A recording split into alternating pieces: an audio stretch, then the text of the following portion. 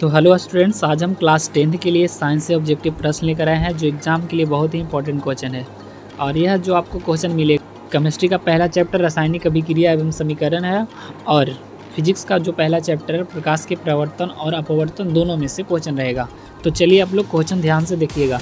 पहला क्वेश्चन है कि प्रकाश की किरण गमन करती है तो किस रेखा में गमन करती है, सीधी रेखा में, टेढ़ी रेखा में या किसी भी दिशा में या इनमें से कोई नहीं। तो आपको क्या लग रहा है कि इसका राइट आंसर क्या होना चाहिए, क्या है? यानी इसका जो राइट आंसर है ऑप्शन नंबर ए है कि प्रकाश की किरण जो गमन करती है वो सीधी रेखा में। चलिए अब हम देखेंगे क्वेश्चन नंबर 2। और क्वेश्चन नंबर 2 है कि समतल दर्पण द्वारा बना प्रतिबिंब होता है। समतल दर्पण द्वारा बना प्रतिबिंब कैसा होता है? काल्पनिक होता है। कैसा होता है? काल्पनिक होता है। इस फिगर के माध्यम से आप समझिएगा। जैसे मान लीजिए ये कोई चुड़ैल है, ठीक है, ये क्या है? कोई चुड़ैल है और ये अपने ऐनक में फेस को देख रहा है, ठीक है। तो देखने के बाद क्या होगा? ये जैसा है वैसा नज़र आएगा, आएगा कि नहीं? होता है वह कैसा होता है? काल्पनिक होता है। वह कैसा होता है? काल्पनिक होता है। ऑप्शन नंबर 20 का राइट आंसर है। चलिए हम लोग देखेंगे क्वेश्चन नंबर 3 है कि प्रकाश की किरण को पथ दर्शाने वाले चित्र को क्या कहा जाता है? प्रकाश की किरण को जो पथ दर्शाता है उस चित्र को हम लोग क्या कहते हैं? तो किरण आरेख कहते हैं। ऑप्शन नंबर ए इसका राइट आंसर है। चलिए हम लोग देखेंगे क्वेश्चन नंबर 4 है कि निम्नलिखित में कौन एक दहन की अभिक्रिया है? बताइए कि दहन कब होता है? जब ऑक्सीजन से रिएक्शन करता है। जब ऑक्सीजन से रिएक्शन करता है तब हम लोग उसे दहन कहते हैं। तो बताओ ऑक्सीजन की उपस्थिति में कौन सा पर होता है? पेट्रोल का जलना, क्योंकि यह एक प्रकार के ऑक्सीडेशन रिएक्शन है। एक प्रकार के क्या है? ऑक्सीडेशन रिएक्शन है, यानी ऑक्सीकरण अभिक्रिया है, जिसके हम लोग दूसरा नाम से और क्या जानते हैं? उपचयन। चलिए तो इसका राइट आंसर क्या हो जाएगा? C. Option number C right answer है। चलिए हम लोग देखेंगे क्वेश्चन नंबर 5 है कि लोहे को जिंक से लेपित करने की क्रिया को क्या कहते हैं? संक्षारण। क्योंकि उसे संक्षारण से दूर होने से क्या करते हैं? बचाते हैं। कि लोहे के ऊपर जिंक की क्या चढ़ा देते हैं? परत। तो ऑप्शन नंबर इसका ए राइट आंसर है। चलिए हम लोग देखेंगे क्वेश्चन नंबर 6। अवतल दर्पण के मुख्य फोकस पर रखे बिंब की प्रतिबिंब की स्थिति है? वक्रता केंद्र पर, मध्य बिंदु पर, अनंत पर या इनमें से सभी पर।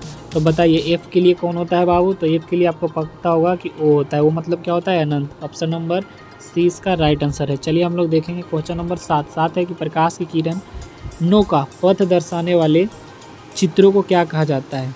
जो पथ दर्शाता है प्रकाश की किरणों का उससे हम लोग क्या कहते हैं? तो किरण आरेख कहते हैं। ऑप्शन नंबर ए राइट आंसर है। चलिए हम लोग देखेंगे क्वेश्चन नंबर 8 है कि निम्नलिखित अभिक्रिया में अपघटन की क्रिया कौन सी है? तो आपको बताना है कि इनमें से कौन सा क्रिया है जो अपघटन या वियोजन है। तो ऑप्शन नंबर सी सबको पता होगा कि अपघटित हो रहा है, अपघटित होकर एक से अधिक क्या दे रहा है? प्रतिफल दे रहा है। ऑप्शन नंबर सी इसका राइट आंसर है। चलिए हम लोग देखेंगे क्वेश्चन नंबर 9 है कि दिए गए अभिक्रिया किस प्रकार की है? तो आपको पता होगा कि जो दिया गया अभिक्रिया है एक प्रकार के विस्थापन अभिक्रिया है, क्योंकि यौगिक में उपस्थित तत्व का प्रतिस्थापन जो हो रहा है वह किसी दूसरे तत्व से हो रहा है। इसे हम लोग क्या बोलते हैं? एकल विस्थापन या विस्थापन बोलते हैं। ऑप्शन नंबर डी इसका राइट आंसर है। क्वेश्चन नंबर 10 देखेंगे कि प्रकाश की किरणों के समूह को क्या कहते हैं? अरे भाई कितना हल्का क्वेश्चन है। किरण पुंज। ऑप्शन नंबर 20 सही है। चलिए हम लोग देखेंगे क्वेश्चन नंबर 11 है कि उत्तल लेंस की क्षमता होती है। बताइए कि उत्तल दर्पण की क्षमता कैसा होता है? पॉजिटिव। और अवतल दर्पण की क्षमता कैसा होता है? नेगेटिव। तो उसी तरह से उत्तल दर्पण पॉजिटिव और अवतल लेंस भी क्या हो जाएगा? नेगेटिव, और उत्तल लेंस भी क्या होगा? पॉजिटिव। तो ऑप्शन नंबर 20 सही है। चलिए हम लोग देखेंगे क्वेश्चन नंबर नेक्स्ट है कि कॉपर ऑक्साइड को हाइड्रोजन के साथ रिएक्शन कराते हैं तो कॉपर प्लस जल बनता है, यानी जल यानी हाइड्रेट बनता है। तो बताइए किस प्रकार की अभिक्रिया है? तो यह एक प्रकार के रेडॉक्स अभिक्रिया है, क्योंकि इसमें ऑक्सीडेशन और रिडक्शन दोनों की क्रिया हो रहा है। ऑप्शन नंबर डी इसका राइट आंसर है। चलिए हम लोग देखेंगे क्वेश्चन नंबर 13। निर्वात में प्रकाश की चाल 3 × 10⁸ मीटर प्रति सेकंड। ऑप्शन नंबर ए इसका राइट आंसर है। चलिए हम लोग देखेंगे क्वेश्चन नंबर 14 है कि गोले दर्पण की वक्रता त्रिज्या को किस हद से सूचित किया जाता है, यानी निरूपित किया जाता है? ऑप्शन नंबर बताइए इसका राइट आंसर क्या होगा? वक्रता केंद्र यानी सी से वक्रता केंद्र कह रहा है। निम्नलिखित समीकरण में बताइए कि कौन सा अभिक्रिया है? आपको पता होगा कि यह संयोजन अभिक्रिया है, क्योंकि सहयोग करके एक यौगिक का निर्माण कर रहा है। ऑप्शन नंबर इसका राइट आंसर है, जो क्या है? बी। चलिए हम लोग देखेंगे क्वेश्चन नंबर 16 है कि निम्नलिखित में कौन द्वीप विस्थापन अभिक्रिया है? द्वीप विस्थापन किसको कहते हैं? जो अपने तत्वों को आदान प्रदान कर लेता है। तो हमारा पास आ जा, हम तोरा पास चल जाएंगे। तो ये कौन कर रहा है? ये कर रहा है ऑप्शन नंबर सी। क्यों? क्योंकि अपनी अदली बदली कर रहा है, ठीक है। तो तू मेरे पास आ जा, हम तेरे पास चला जाएंगे, ठीक है। तो ऑप्शन नंबर क्या हो गया? इसका जो राइट आंसर है वो सी है।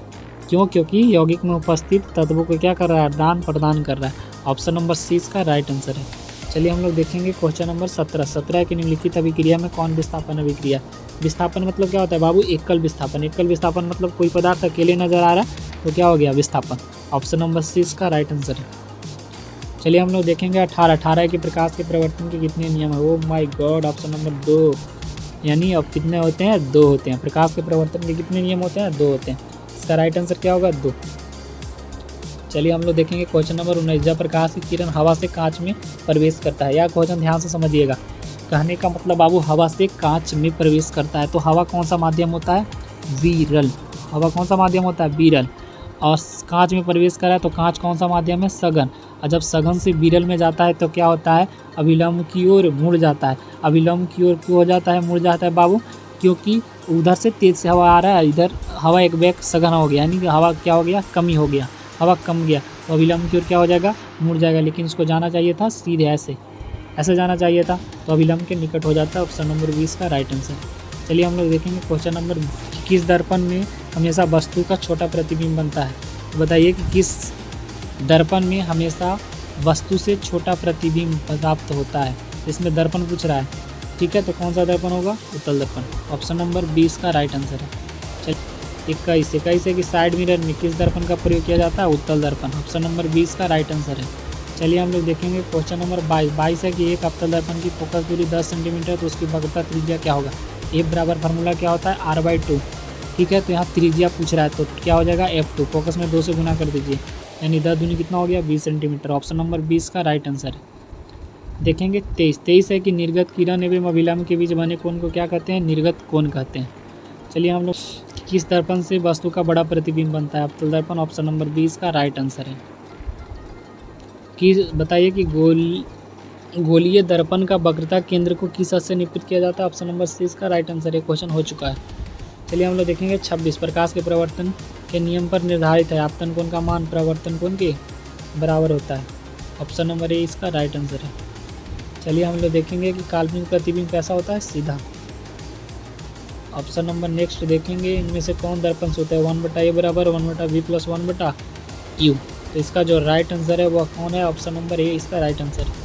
देखेंगे क्वेश्चन नंबर नेक्स्ट, और नेक्स्ट क्वेश्चन है जो क्या है 29 है, सर्च लाइट का प्रवर्तन लाइट।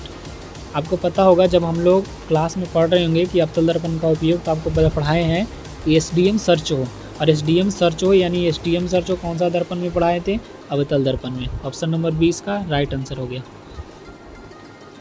दाढ़ी बनाने में किस दर्पण का प्रयोग होता है, अवतल दर्पण। चलिए हम लोग देखेंगे नेक्स्ट, गोलीय दर्पण में फोकस और वक्रता त्रिज्या में क्या संबंध है, ए बराबर R/2 का संबंध है। तो ए बराबर R/2 कौन प्रदर्शित कर रहा है, तो ऑप्शन नंबर ए ही प्रदर्शित कर रहा है, क्योंकि R है और बराबर 2F है, ये गुना में त्रिपटी क्या हो जाएगा, भागा में। तो ए बराबर क्या आ गया, R/2। ऑप्शन नंबर ए राइट आंसर है। चलिए हम लोग देखेंगे क्वेश्चन नंबर 32 है कि सोलर कुकर में प्रयोग होता है। सोलर कुकर में कौन सा दर्पण का प्रयोग होता है, तो सोलर कुकर में आपको पता होगा बाबू कि कौन सा दर्पण का प्रयोग किया जाता है, तो सोलर कुकर में बाबू हम लोग जो प्रयोग करते हैं वह अवतल दर्पण होता है। कौन सा दर्पण होता है, अवतल दर्पण होता है। ऑप्शन नंबर ए राइट आंसर है। गोलीय दर्पण के प्रवर्तक पृष्ठ के केंद्र को दर्पण का कहा जाता है। गोलीय दर्पण के बताइए कि प्रवर्तक के पृष्ठ यानी केंद्र को क्या कहा जाता है, तो गोलीय दर्पण के मध्य बिंदु को क्या बोलते हैं, ध्रुव बोलते हैं। Option number A B right answer है, ध्रुव। क्वेश्चन नंबर 34 है कि निम्नलिखित में कौन सा धातु अत्यधिक अभिक्रियाशील है। सबसे अधिक क्रियाशील कौन है बाबू, कालिया ने कार मांगा। आलिया के मन क्या था कि हमको चैन चाहिए, साथ में फरारी चाहिए, तब घूमने में मजा आएगा।